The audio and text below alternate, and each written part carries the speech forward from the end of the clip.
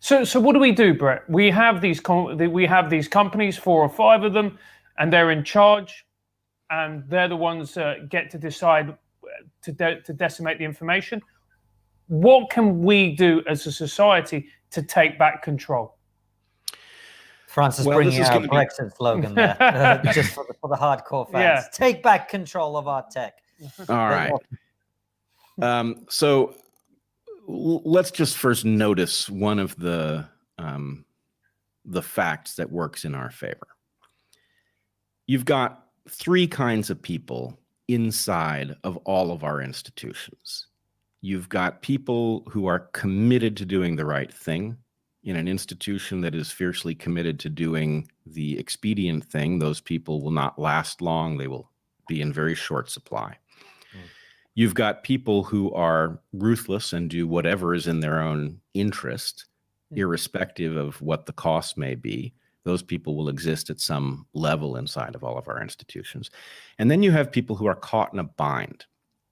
Right? These are people who probably are sympathetic to the idea that the system isn't working very well, that it could be fixed to advance values that we actually all share, but they are willing to make massive compromises in order to stay employed, in order to advance the narrow interests of their families, etc.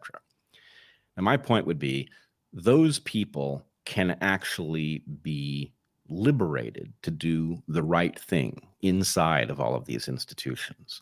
And we are foolish to simply read the fact that they routinely disappoint us as evidence that they wouldn't prefer to live in a better system and be ready to go along with it if there was some plan to get there. So this is a long-winded way of saying that, strategically speaking, you've got a lot of people who are capable of leveling up, being good, and collaborating, who can't be seen because their day-to-day activities look corrupt like everything else about our system. And so I would say we need to start reaching those people, and they need to start reaching across political, ideological lines to their partners in competing institutions.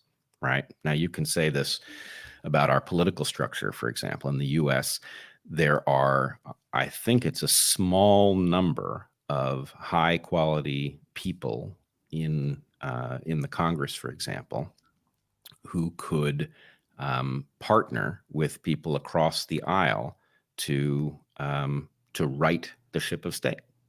Right? If we do what those who are taking advantage of the situation would have us do, things will simply get worse. And, we will periodically come back to TriggerPod to talk about the new infuriating film that we've all seen and what its implications are for the collapse of the West and all of these things. But if people who see the importance of preserving the nation, in the case of the U.S., and the West more generally, start behaving like patriots and contacting those with different views who share that same priority, there's a lot of good that can be done. So the question is, can those people, what are they paying attention to? What are they reading, right?